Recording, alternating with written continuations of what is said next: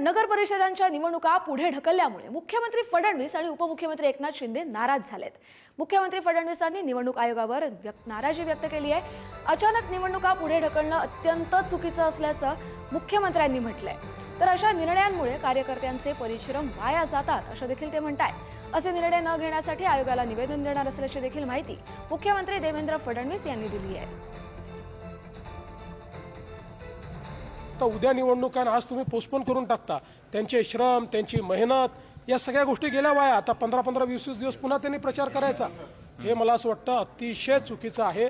आणि या संदर्भात निश्चितपणे आता तर निवडणूक होऊन जाईल, पण आम्ही या संदर्भातलं एक रिप्रेझेंटेशन निवडणूक आयोगाला निश्चितपणे देऊ की अशा पद्धतीने या निवडणुका पोस्टपोन करणं चुकीचं होतं। या निवडणुकीमध्ये महायुतीतले जे तिन्ही पक्ष आहेत, हे तिन्ही पक्ष या ठिकाणी एकूण ज्या काही निवडणुका होत आहेत त्या निवडणुकांपैकी 70-75% जागांवर आमचेच पक्ष निवडून येतील, हे तिन्ही पक्ष निवडून येतील हा माझा विश्वास आहे।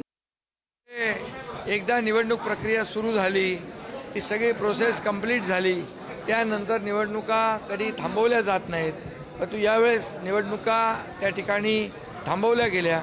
हे मला वाटतं मी पूर्ण माहिती घेऊन यावर बोलेन, परंतु निवडणुकीची प्रक्रिया पूर्ण झाल्यानंतर कधी निवडणूक अशा प्रकारे थांबवली जात नाही। पण दुर्दैवाने तशी घटना घडलेली, त्याची मी माहिती घेतली। तर राज्यातील तब्बल 22 नगर परिषदांच्या निवडणुका लांबणीवर गेल्यात। मतदानाला एक दिवस शिल्लक आहे आणि त्याच आधी निवडणुकीला ब्रेक लागलाय। पुणे, सातारा, सोलापूर, यवतमाळ जिल्ह्यातील निवडणुका पुढे गेल्या आहेत। 4 डिसेंबरला नव्यानं निवडणूक कार्यक्रम जाहीर होणार आहे। उमेदवारी अर्ज भरण्याच्या प्रक्रियेतील त्रुटींवर आक्षेप घेण्यात आला होता आणि न्यायालयातील निर्णय प्रलंबित असल्याने निवडणूक पुढे ढकलण्यात आल्याची माहिती आहे। वाद टाळण्यासाठी निवडणूक आयोगानं हा मोठा निर्णय घेतलाय। राज्यभरातल्या 22 ठिकाणाच्या निवडणुका आता लांबणीवर गेल्यात। 4 डिसेंबरला नव्यानं या संदर्भातील निवडणूक कार्यक्रम जाहीर होणार आहे।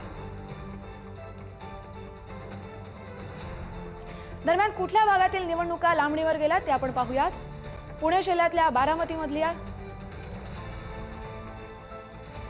लातूर जिल्ह्यातील रेणापूर नगर परिषदेची निवडणूक पुढे गेली आहे। सोलापूर जिल्ह्यातल्या मंगळवेढा आणि अनगर या 2 ठिकाणची निवडणूक पुढे गेली आहे। सातारा जिल्ह्यातल्या महाबळेश्वर आणि फलटण या 2 ठिकाणची निवडणूक सध्या लांबणीवर गेली आहे। चंद्रपूर जिल्ह्यातल्या घुग्गुस या ठिकाणची देखील निवडणूक पुढे जाते आहे। वर्धा जिल्ह्यामधल्या देवळी भागातली देखील निवडणूक आता नंतर होणार आहे। बुलढाणा जिल्ह्यातल्या देऊळगाव राजा या भागातली निवडणूक नंतर होईल। अकोला जिल्ह्यातल्या बाळापूर या ठिकाणची निवडणूक देखील नंतर होईल।